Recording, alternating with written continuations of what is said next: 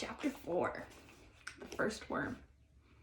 A huge night crawler sprawled limply to the center of the platter, brown and steaming. "Boiled," said Tom. "We boiled it." Billy stormed around the barn, kicking barrels, kicking posts, arguing.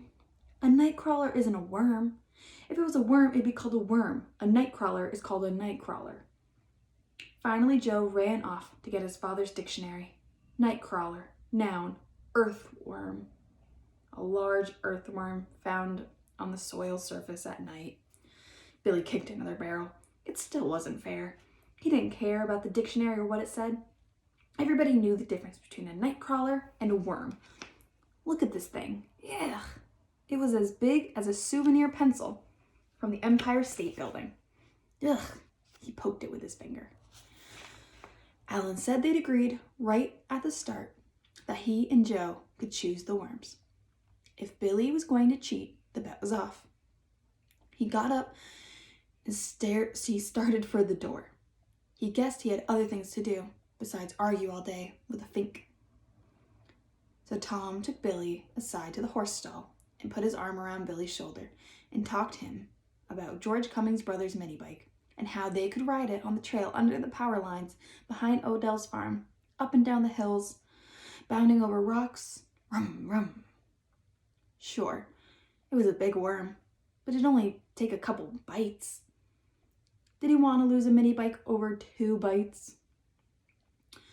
Slop enough mustard and ketchup or horseradish on it, and he wouldn't be even able to taste it. "Yeah," said Billy, "I could probably eat this one, but I have to eat 15. "You can't quit now," said Tom. "Look at them." He nodded over at Joe and Alan, waiting beside the orange crates. "They'll tell everybody you were a chicken. It'll all be over at school. Come on." He led Billy back to the orange crates, and he sat him down. He tied a napkin around his neck.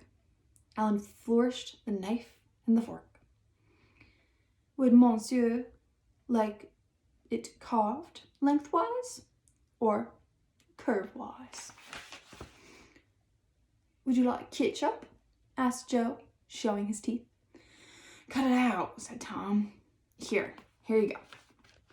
He glopped ketchup and mustard and horseradish on the night crawler, squeezed a few drops of lemon juice and salt, and peppered it.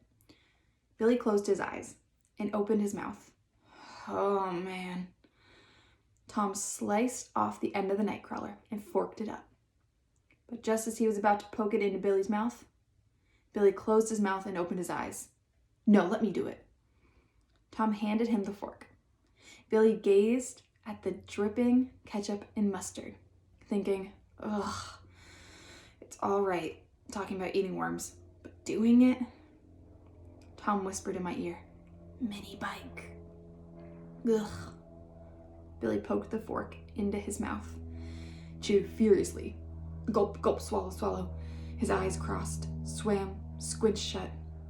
He flapped his arms wildly, and then, opening his eyes, he grinned up at Tom.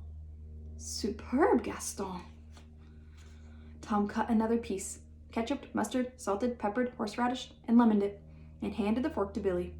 Billy slugged it down, smacking his lips. And so they proceeded, now sprinkling on cinnamon, sugar, bits of cheese, some cracker crumbs, Worcestershire sauce, until there was nothing on the plate but a few stray dabs of ketchup and mustard. "Well," said Billy, standing up and wiping his mouth with a napkin. "So, are we done here? Are we done with the first course? No seconds?" "Let me look in your mouth," said Alan. "Yeah," said Joe. "See if you swallowed it all." Sure, said Billy. "Look as long as you want." Alan and Joe scrutinized the inside of his mouth. Okay, said Tom. "Leave him alone now. Come on. 1 down, 14 to go." "How'd it taste?" asked Alan. Good, said Billy. Very fine, hoo-hoo." He flapped his arms like a big bird and began to hop around the barn crying, Good, very fine, good." Alan and Joe and Tom looked worried. Yeah, good. How are you feeling, Billy?" Tom asked. "Yeah, stop flopping around and come tell us how you're feeling," said Joe. They huddled together by the orange crates as Billy hopped around, flapping his arms. Good, good, very fine, hoo hoo. Alan whispered, "He's gone, Crackers." Joe edged towards the door. "Don't let him see that we're afraid. Crazy people are like dogs.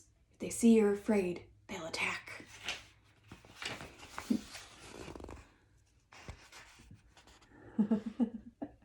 So this is Alan, Joe, and Tom, and this is Billy.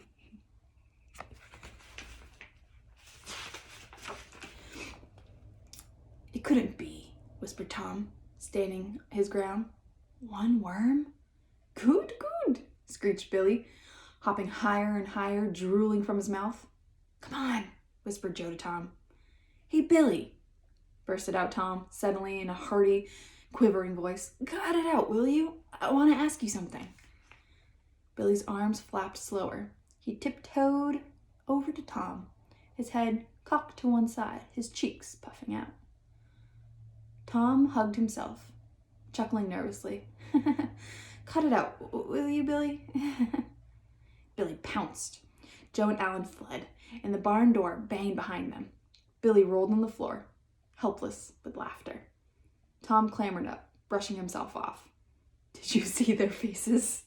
Billy said, laughing, climbing over each other to get out that door. "Oh, jeez." Joe was pale as an onion. "Yeah," said Tom. "Ha ha, you fooled them." "Oh, jeez," Billy sat up. Then he crawled over to the door and peered out through the knot hole. "Look at them, peeking up over the stone wall. Watch this." The door swung open slowly. Screeching, Billy hopped onto the door sill, into the yard, onto the stump, splashed into a puddle, flapping his arms, rolling his head.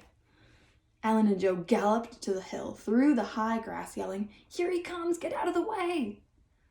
And then Billy stopped hopping and, climbing up on the stump, called in a shrill, girlish voice, "Oh, boys, where are you going? I've something for you. Come on, boys." Alan and Joe stopped and looked back. "Oh, you going home, boys?" yelled Billy. "You too tired?"